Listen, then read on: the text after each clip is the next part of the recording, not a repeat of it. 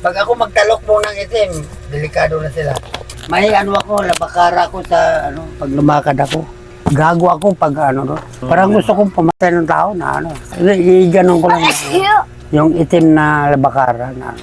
Gusto ko na ano, sumasak ba. Ang sarap pa sumasak yung tao na malambot eh. Sinusundan ako yan, mga kawang ko. Gago ako, ano, naguwala ako. Sabi ko, patayin mo si ganon. Tawan niya sa matis, patayin mo yan. Putangan na yan. Ang dami ko matusan eh. Hayop ako pa, ano. Sinad ako ng 20. Grabe, ano. Parang ano kasi na ano yung wala na akong putasa sa inisip ko. Riot na eh, nagkukumbo pa ako eh. Para sigaw ng mga pulis. Uy, awatin mo yung ano doon mga pulis. Riot, wala, mapapabiyahan mo yan. Nagkukumbo ako, ano. Ako pumatay. Ako nagbuo ng BCG. Hindi ko ito yung mga sinasabi niya. Hindi ako nagbuo ng BCG. Nabuo ang BCG, nagkakaroon ng building dahil sa akin, pumatay ako. Yun. Kahit sino mga BCG dyan sa ano, pagkisabi mo yung mga BCG dyan, walang ibang kaya nabuo ang BCG dahil kay Primitibo ka mo. Yung dako, huli na lang yan sila. Diba? Ang boss yun ng mga BCG, si Bulag, si Bueng, yan, mga buhay pa yan sila ngayon eh. Pero yung Ebok, totoo kaya yun? Talagang totoo yan na ano na. Ebok Ala? Totoo yan. Buhay talaga siya. Umano lang sila sa akin ng pangalan ko na ano. Bro, totoo yan. Na, ano. So, totoo talaga si Ebok Ala? Si Kuan, si Bibi Amal, dalaw tagupaan na ngayon naman eh. Dalawa? Ayun ang sinasabi. Yun kasi ang gusto nating linawin, linisin na. Tandaan mo, iharap mo sa akin kung sino sila. Baka sampalin ko sa harapan nyo eh. Oo, totoo yan. Binuhos ko ang buhay ko dyan sa BCG.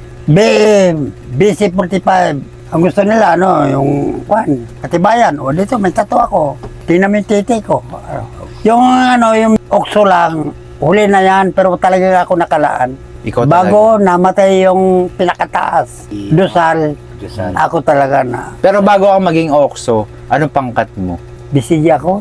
Akong pumatay ng ano. Tapos nasalin ako sa BM. Pumatay naman ako. Nakagago nga ako doon sa ano. Talagang sirang ulo ko nung ano. Pero gusto ko makita ko pagatpat parang magbugbugin ko yun pag... Wala na, patanda na. Hindi ano, hindi biro lang. Magkikita tayo, sisit natin yun. Kasi ang BCG talaga, totoo. Bago ko umalis sa BCG, yan ang naging busyo sa ako. Meron pang ako ituturo na ako kasi palit-palit sila kasi wala na ako doon. Magulo na sila. Gusto, ikaw naman.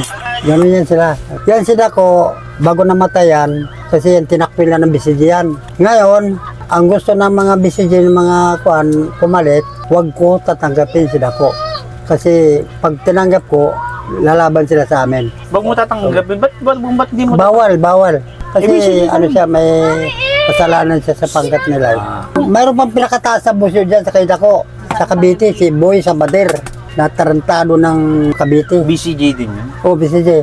Hindi ko naman tinanggap. Tinatawagan niya ako eh. Kasi baka isalbid ako. Kasi may sinasabi din ni Sabater eh. Mayaman. Tinawagan ako. Kasi kailangan daw niya na kung wala akong trabaho, maglinis-linis ko sa sabungan nila. Isa yan si Sabater na tinakpil ng BCJ. Yun ang kapalitin ako. Ngayon, tinapon naman siya. Doon naman siya tinapon sa Iwahig. Kaya nagdaramdam sa akin na kasi akong pinaka-ama doon sa Alayad ng Bisaya, dapat tanggapin ko siya. Ay ayaw ng mga kapitbahay. Ilocano, Biare, Batman, BM. Huwag mong tanggapin yan. Mantirugas yan.